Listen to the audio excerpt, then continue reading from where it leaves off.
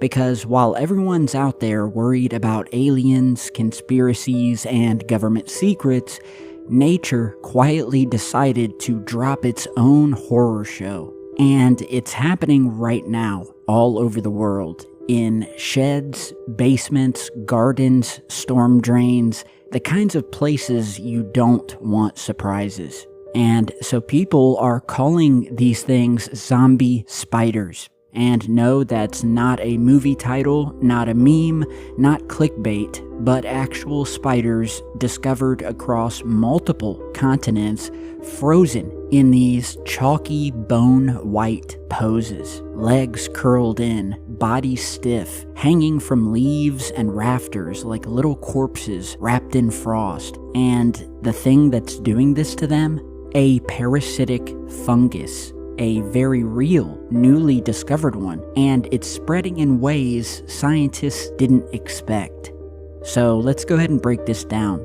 The whole thing started back in 2021 when a BBC crew filming their Winter Watch series found a spider stuck to the ceiling of an old abandoned gunpowder store in Northern Ireland. And this thing wasn't just dead, it looked transformed. Like it had been dipped in snow, almost.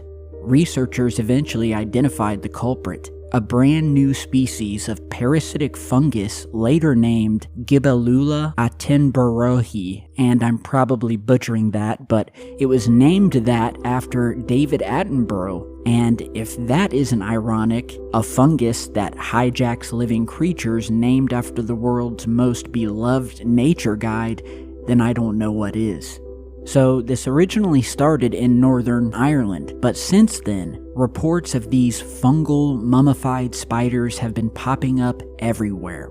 England, Scotland, Russia, Canada, New Zealand, and even some storm drains in places like Minneapolis here in the United States. Random people across the globe opening their shed doors or flipping over garden stones only to find these pale cotton-covered spiders hanging there like something out of a horror game. And here is where it gets really eerie. The fungus doesn't just kill the spider, it controls it, slowly and methodically. First, the spores latch onto the spider's exoskeleton, drilling into the body and spreading into the organs.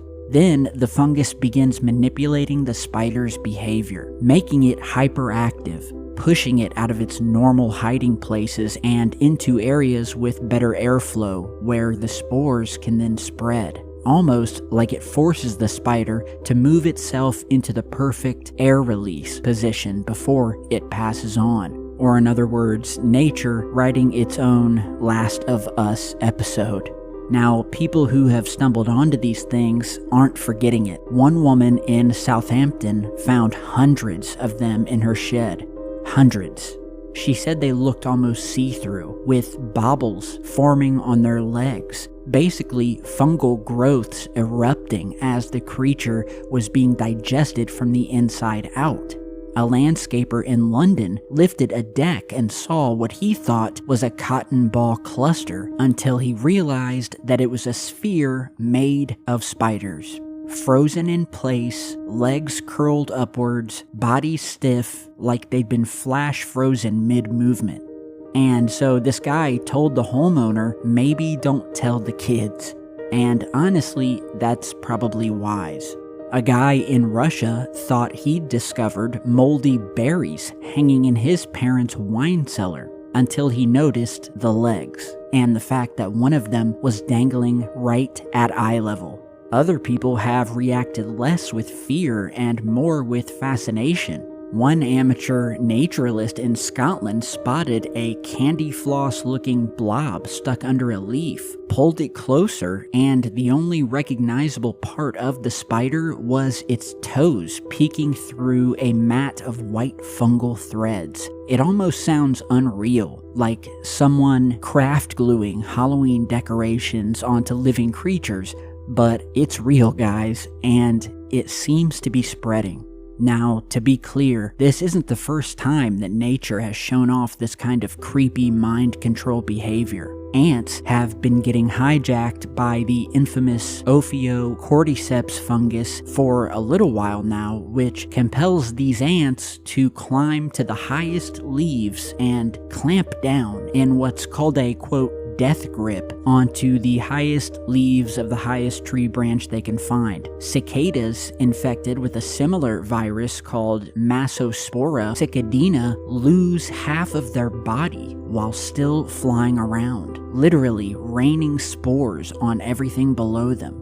Scientists call them, quote, flying salt shakers of death.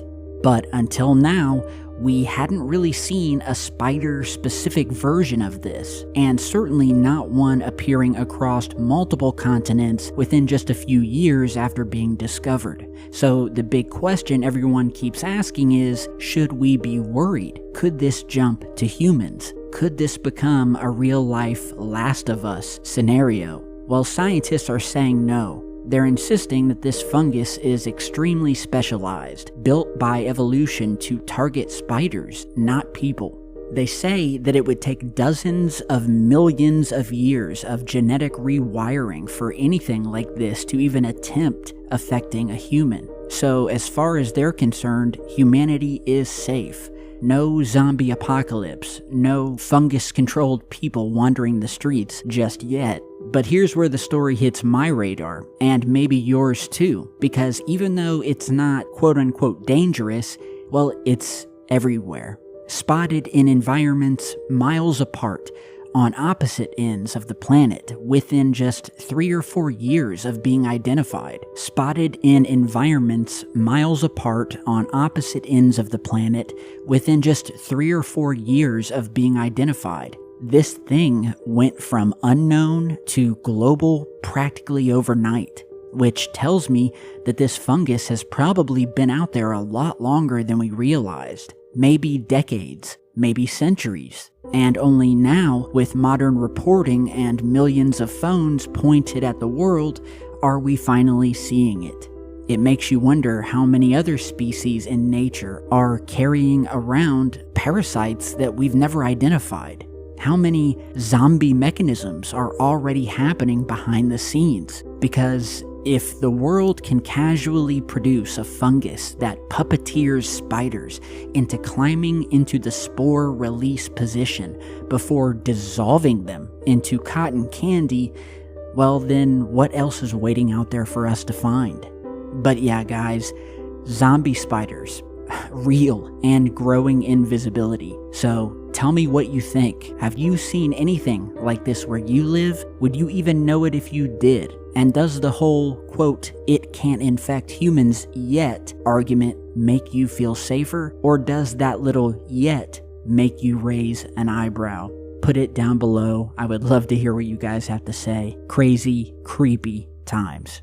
Thank you guys for stopping by today, and for all of the best in strange, bizarre news from UFOs on planet Earth to the moon, to the alien cover-up, all the way down to zombie spiders hiding in your attic being controlled by parasites. You can be sure that we have covered it here and will continue covering